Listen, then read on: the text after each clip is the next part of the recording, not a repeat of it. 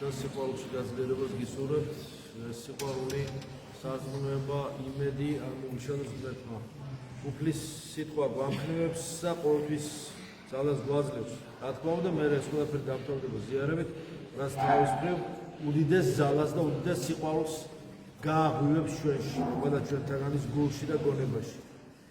როდესაც ადამიანი შედის ღვთის სასუფეველის მდგომარეობაში, ღვთის სასუფეველის განცდაში, აქ მიწაზე ზიარებით, ეს არის მისი ძალიან დიდი ღვთის წყალდობა მასზე გარდამოვლენილი და მისი ძალისხმევის დიდი დაგვირგვინება საჭიროა, როცა ადამიანი ღვთის სასუფეველის განცდაში შედის აქ მიწაზე. ეს იძლევა, ამას იძლევა წირვა, ამას იძლევა ზიარება. ამას იძლევა ის მდგომარეობა, რომელშიც ჩვენ ყველანი შევდივართ. წირვის ბოლოს უკვე გონია, კი არ გონია, უბრალოდ როგორ გითხრათ, ინდივიდუალური შეგრძნება გვაქვს, ესე დავარქვათ, ღვთის სასუფეველში ყოფნისა. ყველას თითქოს ინდივიდუალური ჩვენი უნიკალური განცდა გვაქვს. განუმეორებელი სასუფეველში ღმერთთან ერთად ყოფნისა. ეს ძალიან კარგია. ეს უნდა იყოს. ღმერთის სასუფეველი იმას გავს, კაცი რომ თესლს ჩათესავს მიწაში, ზიდა ზინავს, თუ დგება დღისი თუ ღამე და არ იცის, როგორ აღმოცენდება და როგორ გაიზრდება ის თესლი. რადგან მიწას თავისთავად გამოაქვს ნაყოფი, ჯერ ღერო, შემდეგ თავთავი, ბოლოს სავსე მარცვალი და თავთავში და როცა დამწიფდება ნაყოფი, მაშინვე გაგზავნის და წარაგზავნის უკვე ნამგალს, ვინაიდან დამდგარა მკის ჟამი. ამიგავის აზრი იმაში მდგომარეობს, რომ ადამიანებისათვის ნაკადაგებია ღვთის სიტყვა და დათესილია ჩვენში ეს ღვთის სიტყვა და მკვიდრდება ჩვენში, იზრდება ნელ-ნელა, იზრდება, აი შეგრძნება სასუფეველისა იზრდება ნელ-ნელა და თავისი კეთილი ნაყოფი არ ვიცი როგორ ყველა ადამიანის გულში ჩაიხედავს, თანდათანობით იღებს ნაყოფს, ნელ-ნელა, თანდათანობით.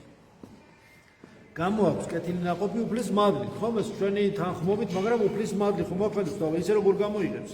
უფლის მადლი აღებინებს ამ ნაყოფს ჩვენში 7 ნიჭი რომ მოგვეცა, ჩაითესა, 9 ნაყოფი ხომ და გამოვიდეს. თანდათანობით ეს იზრდება, წიფდება, როგორ არის, ხომ მცენარის მეტამორფოზები, ხო ის? და შემდეგ ეს უფლის მადლით ეს თანდათანობით გარდაქმნა ხდება, ანუ განღრთობა ქვია მას, რომ მოკლედ ვთქვა. თანდათანობით შეუმჩნევლად, რო გონია ჯერ ბალახი პატარა გაიარე 3-4 დღე ხედავ გაზრდება. ის შენ არ დააკვირდი, თორე როდის ნელ-ნელა რო იზრდება, არ დაკვირდება. გაიხედე, უცებ გაზრდება. უცებ როგორ? ის მერტყვა ნელ-ნელა გაზარდა. ასე არის ეს. თანდათანობით შეუმჩნევლად, მაგრამ უეცრად რო დაინახა, როგორ გაზრდა, როგორ უკეთესი გამხდარა. ცუდად იყო ადამიანი, დადიოდა ლამის სოდვებისგან დაშლილი იყო, შეურაცხადი მოდის ზოგჯერ ადამიანი და გაიხედა, გავიდა რაღაც დრო და რა ვხედა, რა უქნა ქრისტემ. რა უქნა ქრისტეს მადლმა, გარდაქმნა, განაღმრთო და სულ სხვანაირი გახადა. ეს მოზღვრის კურთხევით, რა თქმა უნდა, გასაგებია, მაგრამ ვინმე ადამიანის დამსახურება კი ეს არის ზეციური ძალის, ღვთაებრივი ქრისტეს დამსახურება. მამის, ზის და სულიწმინდის, ესე ვთქვათ, ერთი ღმერთის დამსახურება, რომლის ხილული მამის არის ქრისტე. ჩვენთვის მოსული და ჩვენსა ცხოვრებისას. მაგრამ თანდათანობით შეუმჩნევლად ზოგჯერ გაცნობიერებლად და ზოგჯერ გაუცნობიერებლადაც ხდება ამ კანონების მოქმედება ჩვენს წინაშე და ჩვენში შიგნით და გვამტკიცებს ეს და გვაძლიერებს. რათა შეეგონებინა მოწაფეებისათვის, რომ ღვთის სამეფო წმინდა ეკლესია, რომელსაც ისინი ეკუთვნიან, მიუხედავად მათი მცირე რეცხოვნებისა და დროთა განმავლობაში მთელი დედამიწას გადასწრებოდა და გარდაქმნიდა კაცობრიობას, იესო ქრისტემ თქვა, რას ვამსგავსო სასუფეველი ღვთისა, გახსოვთ სულა ესე იძახის უფალი, იგავით იძახის, რომ ჩვენთვის გასაგები გახდეს მისი სიტყვა. რას ვამსგავსო სასუფეველი ღვთისა? ანუ რომელი იგავით წარმოსახოთ იგი? ეს ამ მდოგვის მარცვალი, თუნდაც მდოგვის მარცვალის, ამას უამრავი განმარტებები არსებობს, სავიჩავი იან ოქროპისათვის კარგად და ასე შემდეგ სხვა წმინდა მომents, რომელიც მიწაში ჩათესვისას ყველა თესლზე მცირესია ამ ქვეყნად, მაგრამ დათესვის შემდეგ ამოდის და დიდი იზრდება და ისე ფართოდ შლის ტოტებს, რომ ცის ფრინველებს შეუძლიათ მის ჭრილში დაიბრძონ. აი ამას გავს სასუფეველიცად, ახლა მოდით გაიგეთ. როგორ არის? აი ღვთაებრივი სმენა და ღვთაებრივი შინაგანი მომწიფება ხო გვაქვს, გავიგოთ ესე პატარა რაღაცა თესლი, რომელიც შეეცემ, მაგრამ თუ ამოვიდა და ამოვა აუცილებლად, იმისთანა გიგანტურ რაღაცას გამოიღებს და ადამიანი ნაზიარები მორწმუნე და ეკლესიური და რომ დაინახავ, ამ ეკლესიაში არ დაეტევა იმ ხელა, მისი სულიერი სახე, მისი სულიერი ატმოსფერო, მისი სულიერი სხეული, ესე ვთქვათ, რომ ტექნიკური ენით რო ვთქვათ. ის თქვენ რამ ხელა ხართ, თქვენ რომ დაგინახოთ რეალურად რეალური სახით ადამიანი ხელა ქმნილებაა, რომ ამ სიმბოლურად რო ვთქვათ, ამ შენობაში შეიძლება არ დაეტიოსო, ერთ-ერთი მწერალი ამბობს, რომ აი შენ რო დაინახავ, რა პატარა გოგოაო, რა პატარა ბიჭიაო, სადღაც არიან შენობაში და პატარა სიძახი შენოდა, შენ ესო დაინახო, რამ ხელა სინამდვილეში როგორიაო, ამ შენობაში არ დაეტევაო, ნუ ეკლესიაზე ვარ, საერთოდ იმ მომენტში ამოსევნება, რომ ამ შენობაში არ ანუ იმის რეალური სულიერი პორტრეტი რო დაინახო, იმ ხელა ადამიანი, იმ ხელა ღვთაება, იმ ხელა ღვთაებრივი ხატება და ღმერთნისამე ხართ თქვენ, ანუ ღმერთის მსგავსი ხართ თქვენ. ხატება და მსგავსება ჩადებული. ღმერთს უნდა მადლით მიემსგავს. ღმერთი კი არ ხდება, მადლით ემსგავსები ქრისტეს. ეს არის დავალებას ეს არის. ამიტომ ეს ჩათესვისას საოცარი გაზრდა ხდება. შლის ამ ტოტებს. ტოტები რა არის? საქმეები, ნაყოფები, შემდეგ ეს ფოთლები, ეს არის ჩვენი საქმეები, ჩვენი გამხმარი ფოთლები და ეს არის ჩვენი უნაყოფო საქმეები, რომლებიც დიდი განმარტებები აქვს სამშობლოს საგვას, მოკლედ რო ვთქვა.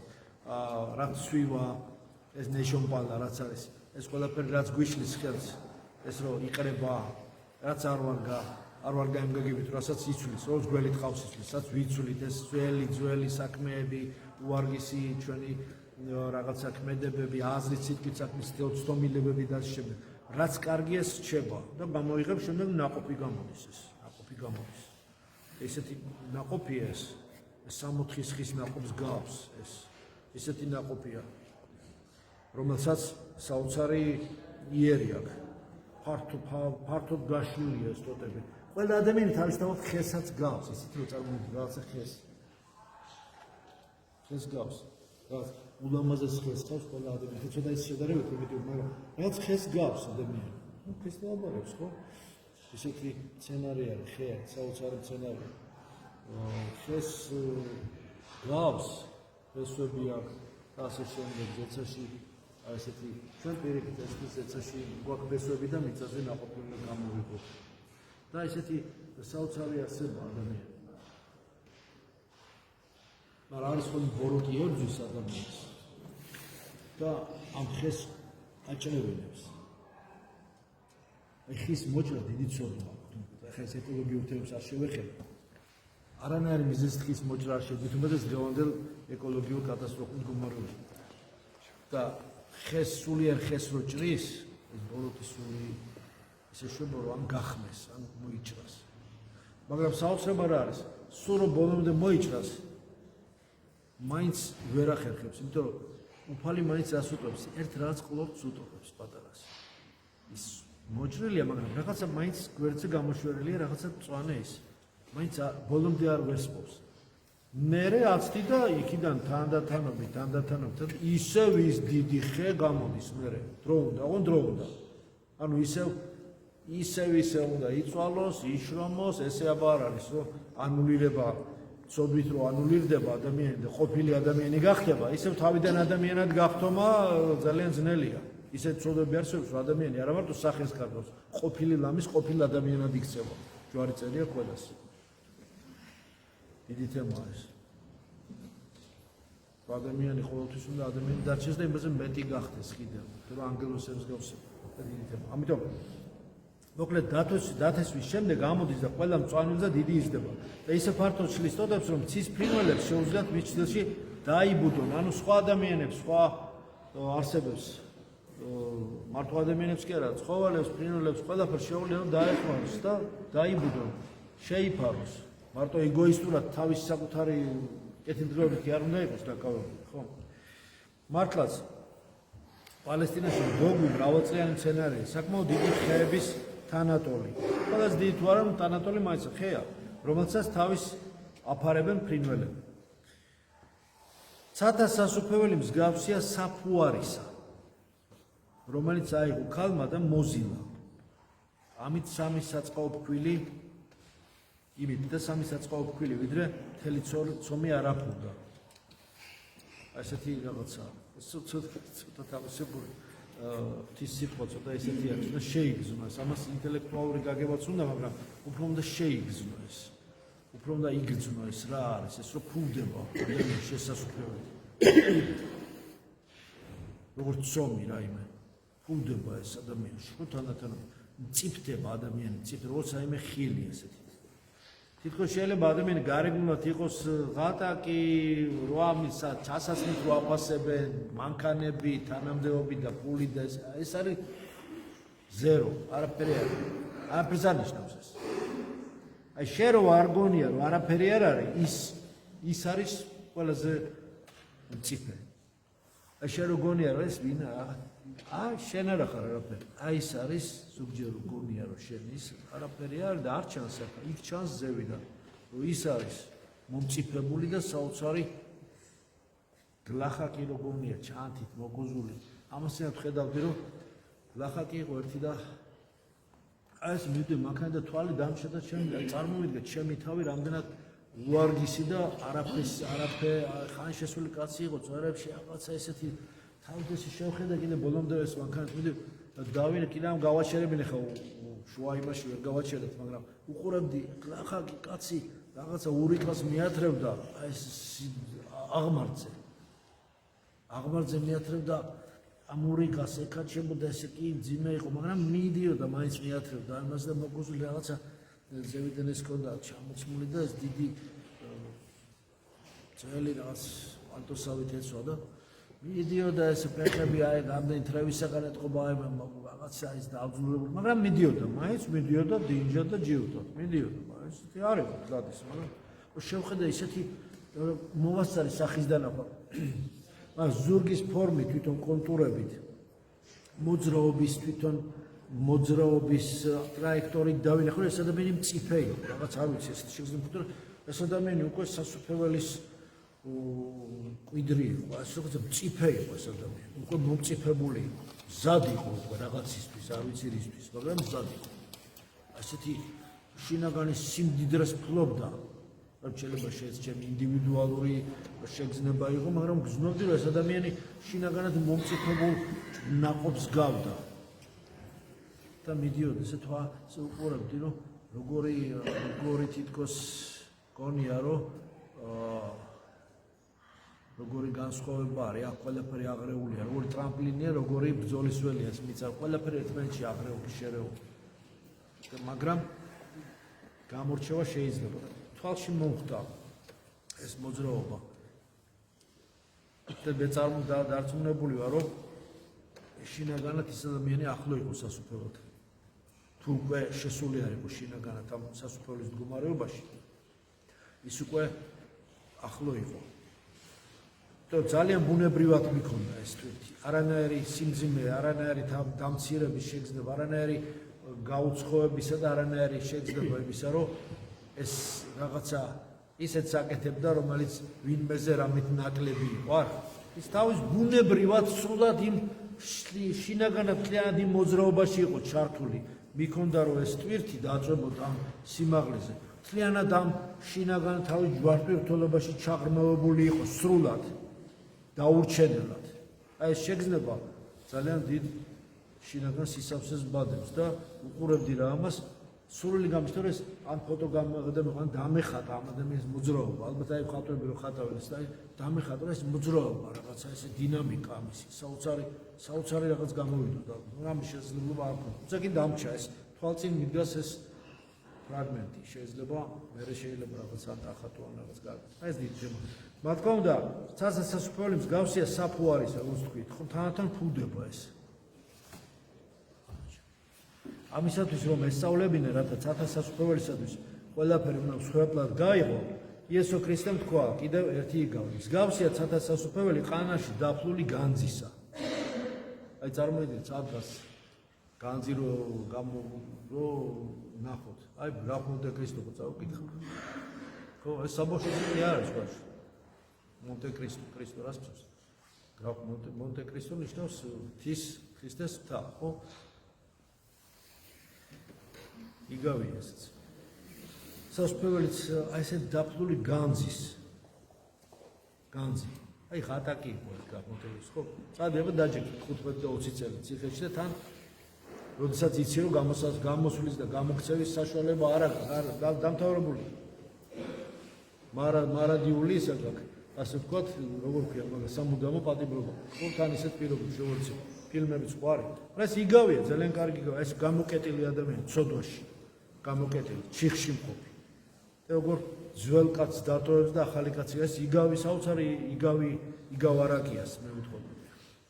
და წავა და იმ დაფლულ განს, რომელიც მიეცა.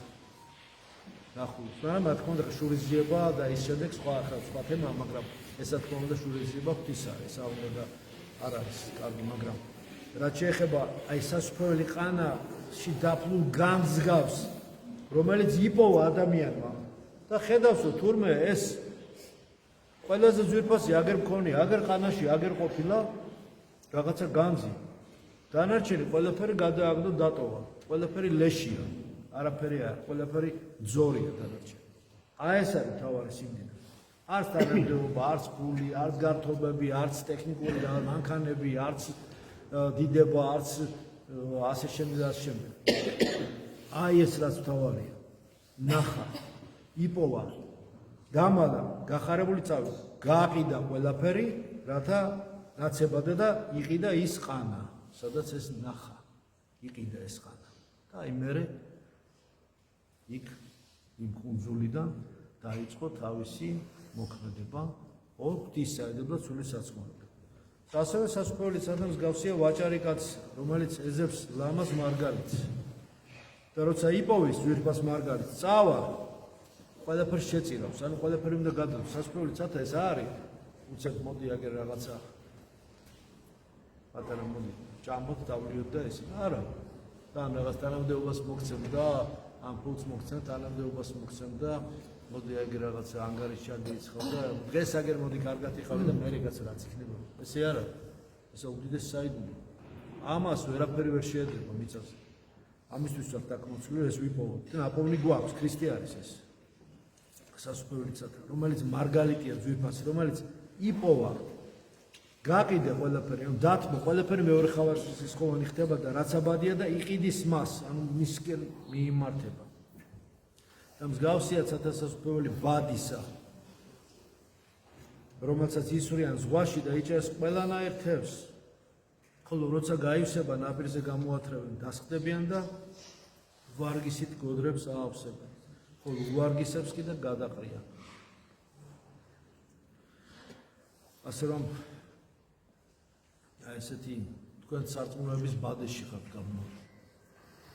ეს მე კი არ გადმოვაგდა, ჩემი გულისთვის ჩემს ანახავად კი არ მოხდა და მე კი არ გადმომიგდი ეს ბადე. სეცი და ფალმა გადმოაგდა ეს ბადე და ჯერ მაშინ ინდივიდუალური სულთმოფენობა მოგიწყოთ, ანუ მონათლა, რომელმაც 7 ნიჭი მოგივლინა და 9 ნაყოფი დაგავადა. აი ეს ბადე ცათა სასופველის, რომელიც გადმოაგდა უფალმა და გაგაბათ მასში. ეს არ უნდა გავგლიჯოთ, ეს არის მართლმადიდებლური სარწმუნოების ბადე სარწმუნოების ბადე, ასე ვთქვათ, ჟული, რომელიც უსაფრთხოდ გვიცავს მონოთეიზმი, ტრინიტარული მონოთეიზმი ქრისტეს მიერ, რომელიც გვიცავს ჩვენ და სასופველში ბავშვებს უკვე გვამზადებს იმ ზეციური სასופველისათვის, გვამზადებს აქ. ამის გაგლიჯვა არ შეიძლება, ვინც ამას გაგლიჯავს, იგი ტაცებლის მსხვერპლი გახდება, რომელიც უხვად არის დღეს მით უმეტეს. ამიტომ ეს დიდი თემა, ამიტომ ვარგისიანი იქნება და გამოიყენება და თევზი, თქვენ იცით ეს სიმბოლო, თევზის სიმბოლო, ქრისტეს სიმბოლოა და ასევე თითოეული ადამიანის თევზივით არის. თევზს კითხეს, წყალი რა არისო? ვერაფერი ვერ უპასუხებ, თევზი როგორ უპასუხებდა, მაგრამ რა უნდა იყოს წყალი, თევზი, წყალია. თევზის წყალი არის, თვითონ წყალია თევზის და თევზი არის წყალი და წყალი არის თევზი. ანუ მისი ბუნებრივი არსებობის გარემოა, იგი ვერ იტყვის რა არის წყალი, იმიტომ რომ თევზი წყლის არსებაა და გაგრძელებაა, წყლის და წყალი არის თევზის გაგრძელება და მისთვის ამის როგორც უცხო რაღაცის ახმა შეუძლებელია. და ეს თევზი, ყველა თევზები ჩვენ შევიკრიბეთ დღეს აგერ.